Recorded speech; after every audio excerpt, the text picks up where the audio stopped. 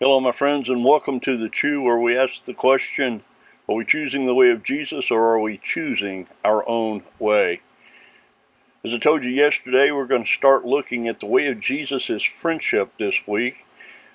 I shared the two passages from Mark yesterday where Jesus invited Simon and Andrew and Levi to follow him. And make no mistake, Jesus was inviting them to follow and learn something new. This is clear. However, it was more than that. Jesus was inviting them into a relationship with the Son of God. The way of Jesus is relationship. I want to encourage you to again read Mark chapter 1, verses 16 and 17, and then Mark chapter 2, verse 14, to read these invitations. And read the verses before and afterwards. Read the context of these verses, and then you'll understand better how Jesus invited them into a relationship. And you know, Jesus inviting them into a relationship with him was a reflection of God the Father. And we know this in part because of Jesus' own testimony that he gave in John chapter 5, verse 19, where Jesus gave them this answer. Very truly I tell you, the Son of God can do nothing by himself. He can only do what he sees the Father doing, because whatever the Father does, the Son does also. Jesus wanted everyone to know that he was doing what he knew the Father was doing and what he saw the Father doing. The Father set the model for the Son, and the Son sets the model for us. God had relationships of varying natures that we can read about in the Old Testament.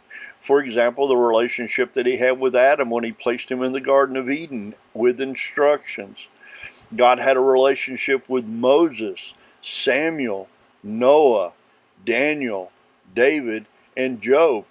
Each relationship was different, but they are clear to us when we read about them in the Old Testament.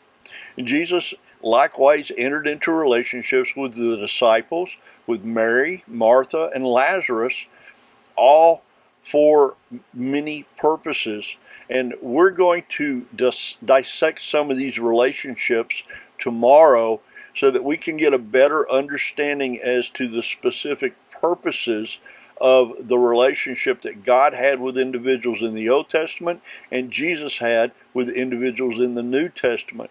And as we start digging into these relationships, I want you to see how they developed and how the purposes of both God and Jesus were for the benefit of everyone, not just God himself or Jesus himself, but for the individuals that went into these relationships with God and Jesus.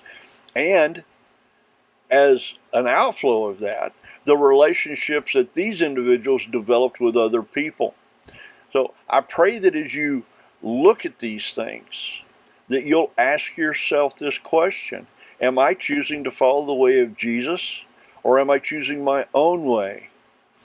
What are my relationships like? Are they born out of the love that God has placed in me through Jesus Christ and the Holy Spirit, or are they self-serving relationships?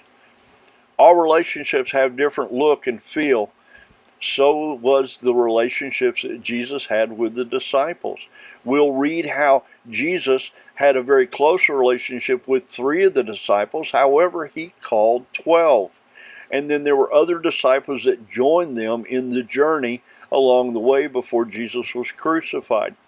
These are all important things to understand, and it's important for us to realize that God has a purpose for us, Jesus has a purpose for us, and the Holy Spirit is in our lives in order to enable those purposes to be realized.